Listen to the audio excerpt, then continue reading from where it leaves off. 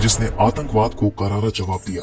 Operation सिंदूर 7 मई 2025 की वो रात जब भारतीय सेना ने सिर्फ 25 मिनट में आतंकियों के ठिकानों को मिट्टी में मिला दिया। दोस्तों, ये कहानी है साहस की, रणनीति की और देश के सम्मान की। तो आइए जानते हैं कि ऑपरेशन सिंदूर क्या था, क्यों हुआ और कैसे भारत ने दुनिया को अपनी ताकत दिखाई।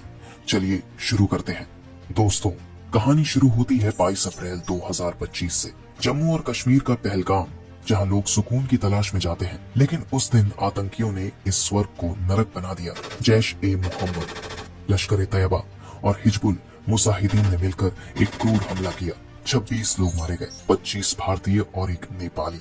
सबसे दुखद, आतंकियों ने खास तौर पर नवविवाहित पुरुषों को निशाना बनाया। कई महिलाओं का सुहाग छिन गया। इस हमले ने पूरे देश को गुस्से से भर दिया।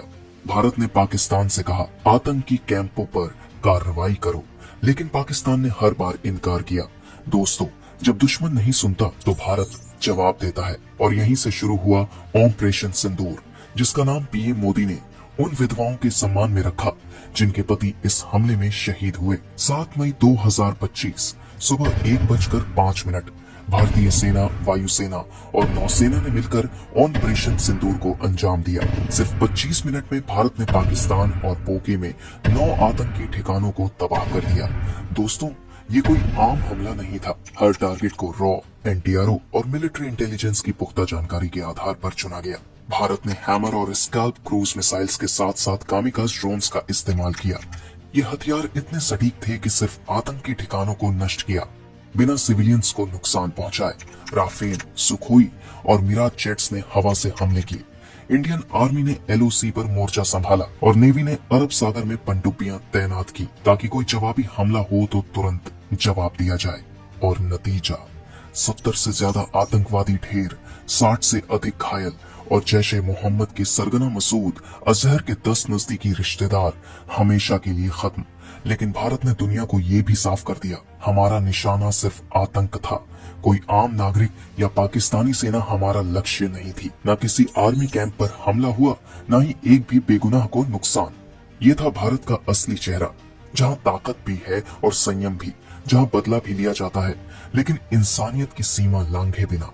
दोस्तों, अब बात करते हैं उन 9 टारगेट्स की जिन्हें भारत ने ऑपरेशन सिंदूर में निशाना बनाया। ये कोई रैंडम जगह नहीं थी। हर टारगेट आतंक का गढ़ था, जहां भारत के खिलाफ साजिशें रची जा रही थी। भारतीय सेना ने RAY, NTRO और सैटेलाइट इमेजरी की मदद से इन अड्डों की पुख्ता जानकारी जुटाई थी। तो चलिए एक एक टारगेट को विस्तार से समझते हैं, ताकि आपको पता चले कि भारत ने क्यों और कैसे इन्हें चुना। बहावलपुर, पाकिस्तान। पहला टारगेट था बहावलपुर, जो जैश ए मोहम्मद का हेडक्वार्टर है। ये 15 एकड़ का विशाल कॉम्प्लेक्स है, जहां आतंकियों को ट्रेनिंग दी जाती है। दोस्तों, 2016 का उरी हमला, 2019 का पुलवामा हमला और हाल का पहलगाम हमला, इन सब की साजिश यहीं रची गई थी। मसूद अजहर जैश का सरगना यहीं से ऑपरेट करता था। भारत ने इसे निशाना बनाकर आतंक की रीढ़ तोड़ दी। मुरिद के, पाकिस्तान। दूसरा टारगेट मुरिद के, लश्कर ए तैयबा का सबसे बड़ा ट्रेनिंग सेंटर। दोस्तों, 2008 का मुंबई हमला, जिसमें 166 लोग मारे गए थे, उसकी पूरी प्लानिंग यहीं हुई थी। हाफिज सईद का ये अड्डा आतंकियों को हथियारों और जिहाद की ट्रेनिंग देता था।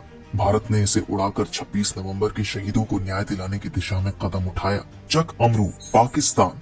तीसरा था चक अमरू, लश्कर ए तैयबा का आर्म्स डंप।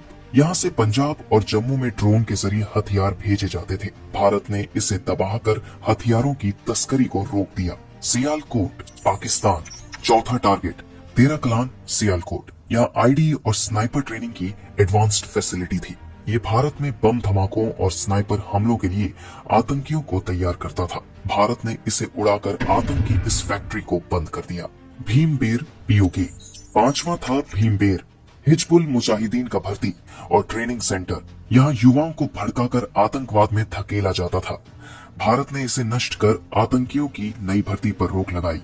गुलपुर, POK। छठा टारगेट गुलपुर, लश्कर ए तैयबा का अस्थायी हाइडआउट। यहाँ आतंकी छिपकर हमलों की योजना बनाते थे। भारत ने इसे निशाना बनाकर आतंकियों की सुरक्षित पनाहगाह खत्म की। कोटली, POK।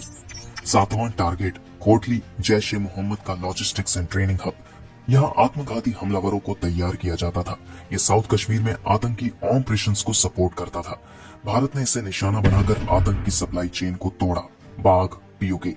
8वां टारगेट बाग, जहां आईएसआई और हिजबुल मिलकर काम करते थे। सबसे शर्मनाक, यहाँ बच्चों को आतंकवाद में धकेलने की ट्रेनिंग दी जाती थी। भारत ने इस कैंप को उड़ाकर बच्चों के भविष्य को बचाने का काम किया। मुजफ्फराबाद पीओके। 9वां और आखिरी टारगेट मुजफ्फराबाद पीओके में लश्कर ए तैयबा का लॉन्च पैड। ये वो जगह थी जहां से आतंकी कश्मीर में घुसपैठ करते थे। सैटेलाइट इमेज से पता चला कि पहलगाम हमले से ठीक पहले यहाँ भारी हलचल थी। भारत ने इसे तबाह कर घुसपैठ की कमर तोड़ दी। दोस्तों, इन टारगेट्स को इसलिए चुना गया क्योंकि ये भारत के खिलाफ आतंकी गतिविधियों के केंद्र थे। सैटेलाइट इमेजरी और ड्रोन सर्विलेंस ने इनकी पुष्टि की थी। ऑपरेशन की सफलता को दुनिया तक पहुंचाने के लिए भारत ने एक ऐतिहासिक प्रेस ब्रीफिंग की। इसमें 2 महिला ऑफिसर्स ने कमान संभाली, कर्नल सोफिया कुरैशी और wing commander Vyomika Singh. Colonel Sofiya ने बताया कि कैसे भारत ने सटीक हमले किए बिना सिविलियंस को नुकसान पहुंचाए। व्योमिका सिंह ने एयरफोर्स की टेक्नोलॉजी और मिसाइल्स की ताकत को समझाया। विदेश सचिव विक्रम मिश्रा ने यूएन चार्टर के आर्टिकल 51 का हवाला देकर कहा, ये भारत का आत्मरक्षा का अधिकार था। दोस्तों, इस ब्रीफिंग ने दुनिया को साफ संदेश दिया, भारत आतंकवाद बर्दाश्त नहीं करेगा, लेकिन युद्ध को बढ़ावा भी नहीं देगा। दोस्तों, ऑपरेशन सिंदूर सिर्फ एक सैन्य कार्रवाई नहीं थी, ये था भारत का गर्जन जो आतंकियों को बता गया, भारत चुप नहीं रहेगा। ये था उन मासूमों के लिए न्याय जिनकी जान पहलगाम में छिन गई, और सबसे बढ़कर ये था भारतीय सेना की ताकत, रणनीति और संयम का वो प्रतीक जिसने हर भारतीय का सिर गर्व से ऊंचा कर दिया। इस ऑपरेशन ने हमें सिखाया कि देश की सुरक्षा और सम्मान से बड़ा कुछ नहीं। तो आइए हम सब मिलकर अपनी सेना को सलाम करें और इस कहानी को हर उस व्यक्ति तक पहुंचाएं जो भारत के इस साहस को जानना चाहता है। दोस्तों, आपको ऑपरेशन सिंदूर की ये कहानी कैसी लगी? कमेंट में अपनी राय जरूर बताएं। अगर ये वीडियो आपको पसंद आया तो लाइक करें, अपने दोस्तों और परिवार के साथ शेयर करें और हमारे चैनल को सब्सक्राइब करना न भूलें। घंटी का आइकन दबाइए ताकि हर नई वीडियो की अपडेट आपको तुरंत मिले।